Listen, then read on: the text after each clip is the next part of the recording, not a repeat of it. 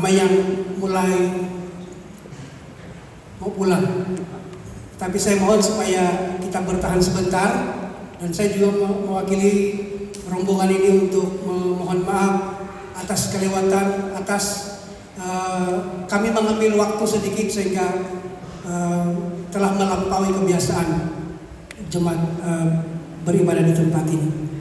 Pertama sekali saya ingin memperkenalkan diri. Saya adalah Pastor Misun dan nama bapak saya adalah Supin. Dia merupakan, kalau saya lihat di dalam senarai gembala di desa di Tembutuan, dia merupakan gembala yang ketiga yang telah melayani pada tahun 1965 sampai 1967. Jadi saya sangat berterima kasih atas dan melihat hasil pelayanan daripada beliau kami. Dia sudah dipanggil Tuhan pada 93. Dia kembali kepada Tuhan, dia sudah berada 2003 dia sudah dipanggil Tuhan dan dia sudah bersama-sama dengan Bapa di sorga. Oke, sebelum saya menyampaikan firman Tuhan, saya ingin senang sekali membawa satu ilustrasi. Ada seorang ibu datang kepada seorang pendeta dan dia katakan begini, ini merupakan minggu yang terakhir untuk saya hadir di dalam gereja ini. Pendeta itu bertanya kepada perempuan ini atau wanita ini, kepada ibu ini, kenapa? Dia katakan, ibu ini mengatakan bahwa di gereja ramai orang yang munafik.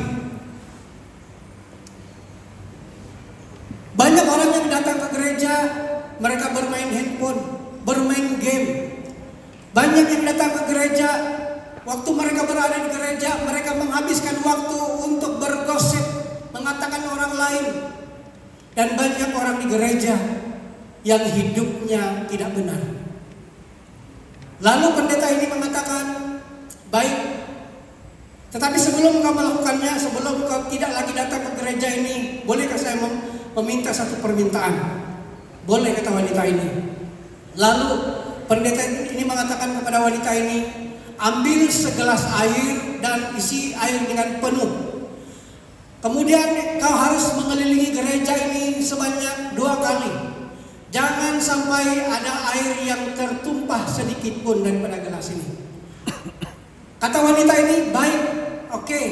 Dan wanita ini melakukannya dengan berjaya tanpa menumpahkan air sedikit pun. Lalu wanita ini mengatakan kepada wanita ini, pada waktu engkau memegang gelas sambil kau mengelilingi gereja, apakah engkau melihat orang sedang bermain handphone? Yang kedua, pada waktu engkau memegang gelas mengelilingi gereja, apakah engkau melihat orang yang sedang bergosip? Pada waktu engkau memegang gelas mengelilingi gereja, apakah engkau melihat hidup orang tidak benar, ya? Orang yang hidupnya tidak benar? Kata wanita ini, tidak. Sebab saya terlalu fokus dengan gelas ini, takut kalau ada air yang tumpah. Kata pendeta ini kepada wanita ini, seharusnya bila kau datang di dalam gereja, engkau fokus kepada Tuhan. Engkau fokus kepada Tuhan. Bila engkau fokus kepada Tuhan, engkau tidak ada waktu untuk melihat kelemahan orang lain. Engkau tidak ada waktu untuk melihat orang yang sedang bermain handphone. Engkau tidak punya waktu untuk melihat orang yang sedang bergosip.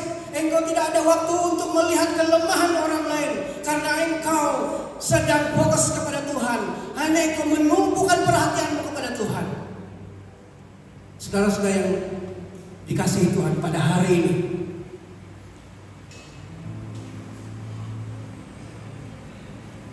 firman Tuhan mengajar kita supaya bila kita datang ke dalam gereja, kita bukan datang untuk melihat kelemahan orang lain.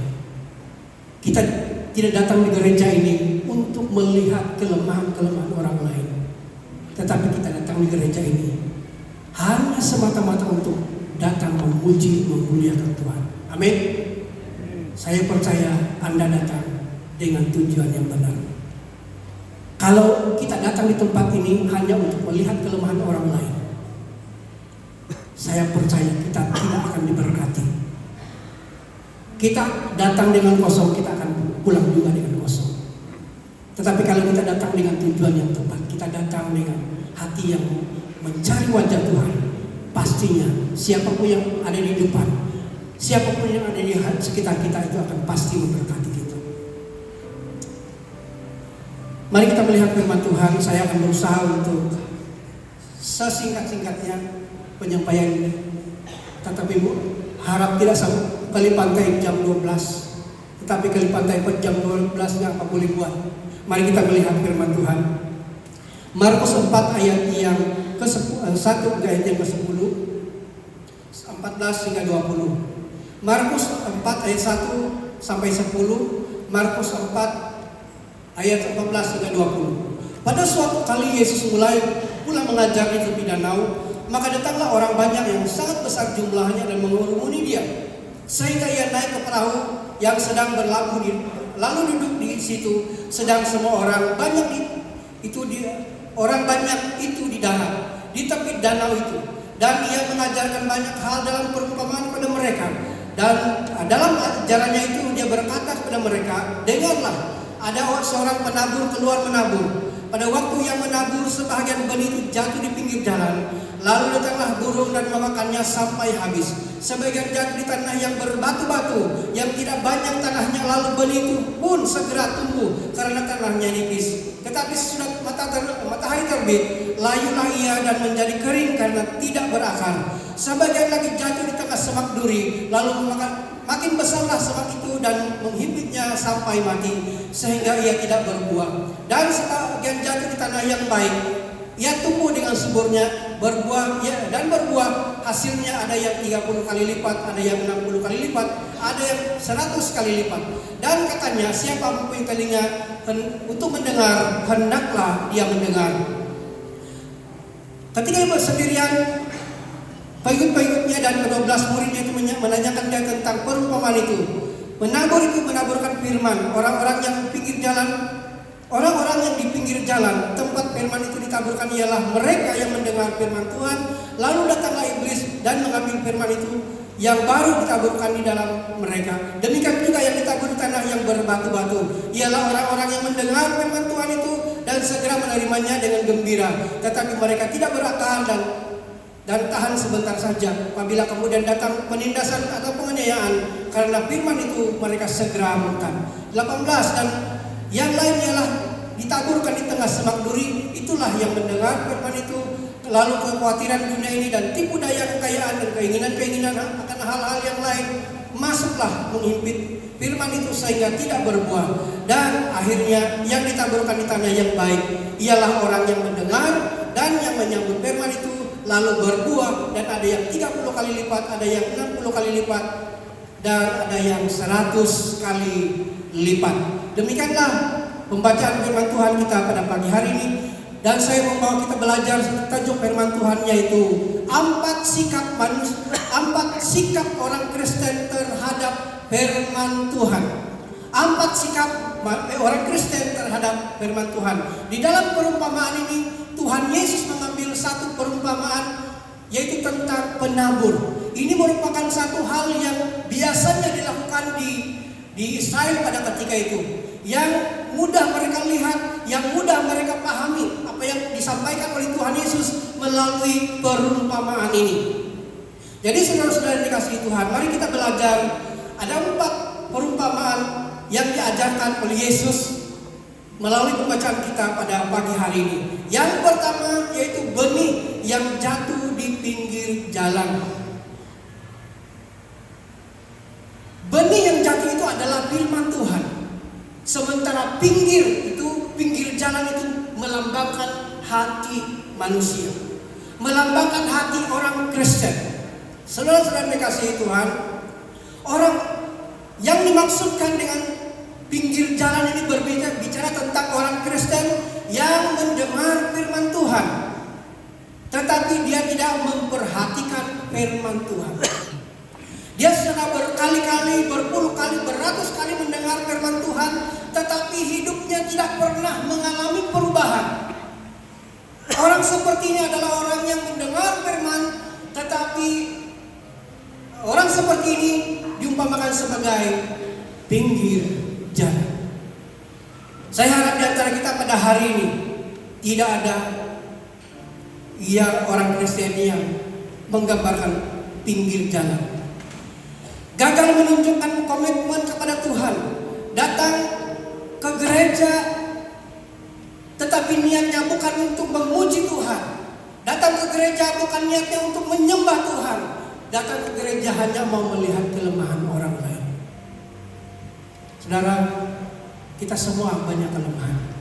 Tidak ada satupun orang yang sempurna. Amin. Pastor, tidak ada yang sempurna kan? Pastor pun ada banyak kelemahan. Penetua pun ada banyak kelemahan. Kita semua jemaat Tuhan ada kelemahan. Kalau kita saling melihat kelemahan, maka memang kita dapat melihat banyak kelemahan-kelemahan yang tidak dapat membangun. Tetapi kita sebagai jemaat Tuhan datang bukan untuk mencari kelemahan, tetapi kita datang untuk saling menolong, saling membantu, saling menasihati, saling menguatkan. Tidak mendengar firman Tuhan dengan benar, ini juga menggambarkan orang Kristen yang di pinggir jalan. Hal yang kedua yang dapat kita belajar melalui pembacaan ini adalah benih yang jatuh di tanah yang berbatu-batu. Tanah yang nipis dan berbatu-batu ini berbicara tentang orang Kristen yang mendengarkan firman Tuhan, tetapi imannya tidak berakar, imannya yang mudah goyah, imannya yang mudah dipengaruhi oleh keadaan-keadaan sekitarnya. Saudara-saudara yang dikasihi Tuhan, kita dipanggil untuk menjadi garam, menjadi terang, menjadi berkat bagi orang lain. Bukan kita mudah dipengaruhi oleh orang lain. Kita adalah orang yang mau mempengaruhi orang lain. Dimanapun kita berada, seharusnya kita mempengaruhi orang lain, mempengaruhi orang yang belum mengenal Tuhan. Bukan kita yang mudah dipengaruhi. Jadi saudara-saudara, benih yang atau tanah yang berbatu-batu ini berbicara tentang orang Kristen yang mendengar firman Tuhan, tetapi dia tidak pernah bertumbuh. Dia memiliki hati yang keras untuk berubah. Dia tidak mau berubah. Dia mudah goyah bila mengalami kesulitan. Dan yang seterusnya adalah dia adalah orang yang mudah merajuk. Mudah merajuk. Orang Kristen ini ada dua macam. Ada dua macam. Yang pertama, apabila dia selalu diberikan tugas pelayanan, dia akan bersungut. Nukur itu ya, dapat dipiguli-guli. Agum-agum indah tulun hati tembaton hitam ya, dipiguli-guli. Ya, ini pakanan tugas. Dia bersungut. Ada juga orang yang bila tidak diberi pelayanan, dia pun bersungut. Nukur aku dia tuh, belum dipindah kesalahan tuh, aku dia nanda tugas. Saudara-saudara, bila dia merasa begini, dia merajuk. Amo dia may sambayang. Yo, ano ka tanwan tugas. Ako na dia may sambayang. Ako pa dia ano tugas. Mudah merajuk. Saudara, ini adalah gambaran daripada tanah yang nipis, tanah yang berbatu-batu, mudah goyah dan gagal melawan pencobaan. Yang ketiga, kita lihat di dalam Markus 4 ayat 7, 18 dan 19. Ada benih yang jatuh di tengah semak duri. Semak duri ini berbicara tentang orang Kristen yang mendengar firman Tuhan, tetapi gagal bila dia mengalami kekhawatiran melanda hidupnya. Saya percaya bahwa kita semua punya masalah. Saya percaya bahwa kita semua punya pergumulan. Saya percaya bahwa kita semua punya hal-hal yang berat dalam hidup kita. Saya percaya bahwa kita juga banyak kekhawatiran. Kita khawatir tentang kehidupan kita, kita khawatir tentang anak kita khawatir tentang pembelajaran anak kita, masa depan kita, keuangan kita yang kadang-kadang tidak mencukupi. Banyak kekhawatiran yang kita hadapi, yang menyebabkan kita berusaha untuk mencukupkan diri kita dengan keuangan, sampai kita melupakan hari untuk kita beribadah kepada Tuhan. Kita dikuasai, bila kita merasa kekhawatiran ini, maka kita punya ketamakan, karena perasaan tamak. Dan bila kita tamak, kita kadang-kadang menghalalkan segala macam cara. Tuhan tidak pernah melarang kita untuk menjadi kaya. Kalau kita lihat di dalam Alkitab, banyak orang-orang yang diberkati Tuhan. Tuhan memberkati Abraham, Tuhan memberkati Ishak, Tuhan memberkati Yakub, dan banyak lagi di dalam Alkitab yang menunjukkan bahwa orang yang benar-benar diberkati oleh Tuhan. Tetapi saudara-saudara, firman Tuhan mengajar supaya kita jangan menjadi tamak. Karena bila kita tamak, itu akan menghimpit kita, menghimpit iman kita, sehingga iman kita tidak dapat bertumbuh. Kita akan meninggalkan Tuhan. Hal yang keempat, benih yang jatuh di tanah yang subur. Kita dapat lihat di dalam Markus 4 ayat 8 dan ayat yang ke-20. Dia katakan, ada biji benih yang jatuh di tanah yang subur. Ini berbicara tentang orang Kristen yang mendengar firman Tuhan serta melakukannya. Kita lihat di dalam Matius 7 ayat 24 dan 25. Setiap orang yang mendengar perkataanku ini dan melakukannya, ia sama dengan orang yang bijaksana yang mendirikan rumahnya di atas batu. Kemudian turunlah banjir, datanglah. Kemudian turunlah hujan dan datanglah banjir. Lalu angin melanda rumah itu, tetapi rumah itu tidak roboh sebab didirikan di atas batu. Benih yang jatuh di tanah yang subur bicara tentang orang Kristen yang mendengar firman Tuhan serta melakukan firman Tuhan di dalam kehidupannya. Baru-baru ini saya mendengar seorang hamba Tuhan melalui YouTube. Dia katakan, saya sangat letih, saya sangat malas diajar di gereja, diajar untuk membaca Alkitab secara menyeluruh. Alkitab tidak mengajar, firman Tuhan tidak mengajar kita untuk membaca Alkitab seluruhnya, tapi membaca dan melakukannya katanya. Tetapi saya tidak tidak setuju dengan pernyataan ini. Karena kita sangat penting untuk menyelesaikan Alkitab dari Kejadian sampai Wahyu, supaya apa yang ada di dalamnya kita dapat menyampaikannya dengan baik. Dan kita dapat mempelajari, melakukan, dan mengetahui tentang kebenaran firman Tuhan. Tidak hanya membaca sepotong-sepotong dari firman Tuhan, tetapi kita akan membaca secara keseluruhan sehingga kita akan memahami firman Tuhan. Tanah yang baik adalah lukisan dan gambaran bagi hati manusia yang sungguh-sungguh mau bertobat dan sungguh-sungguh percaya kepada Tuhan. Mereka mendengar, mereka melakukannya, sehingga ada yang menghasilkan 30 kali lipat, 60 kali lipat, dan ada juga yang menghasilkan buah sampai 100 kali lipat. Saudara-saudara dikasihi Tuhan, hidup kekristenan adalah hidup yang terus berproses. Makin hari makin dewasa, makin hari makin berakar di dalam firman Tuhan, bertumbuh di dalam firman Tuhan, dan semakin serupa dengan Kristus.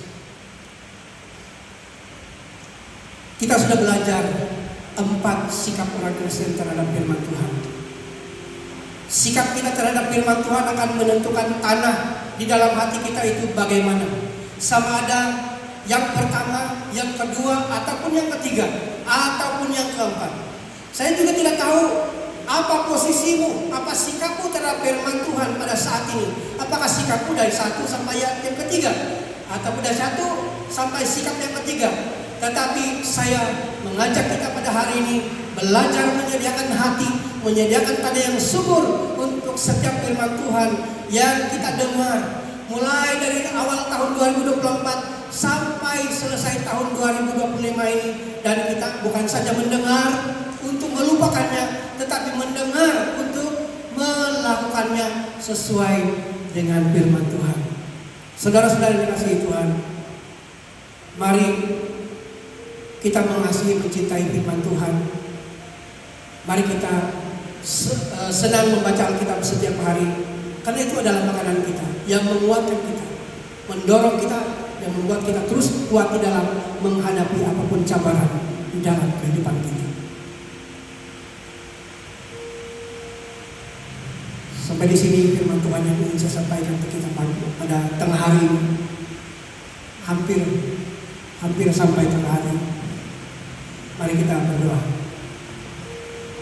Saya tidak tahu bagaimana posisimu hari ini. Apakah engkau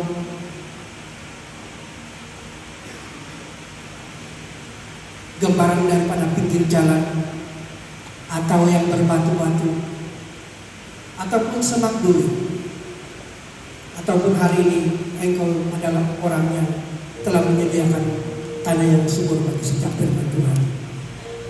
Mari kita datang kepada Tuhan. Pada saat ini kita renungkan hati kita masing-masing, bagaimana sikap kita terhadap firman Tuhan. Mari kita berdoa bersama-sama. Bapa di sorga, Bapa yang kami kenal dalam nama Yesus, kami sangat bersyukur kepada Tuhan atas kebaikan dan kemurahan. Terima kasih karena Engkau telah memimpin kami, berkati kami. Juga dengan firman Tuhan yang telah kami pelajari hari ini, berbicara tentang apa sikap orang Kristen terhadap firman Tuhan.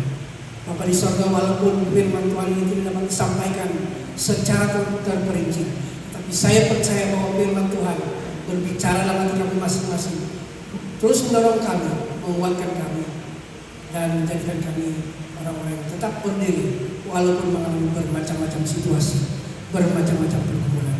Terima kasih Tuhan, terpujilah nama-Mu. Di dalam nama Yesus Kristus kami sudah berdoa dan mengucap syukur. Amin. Sekian, Tuhan memberkati.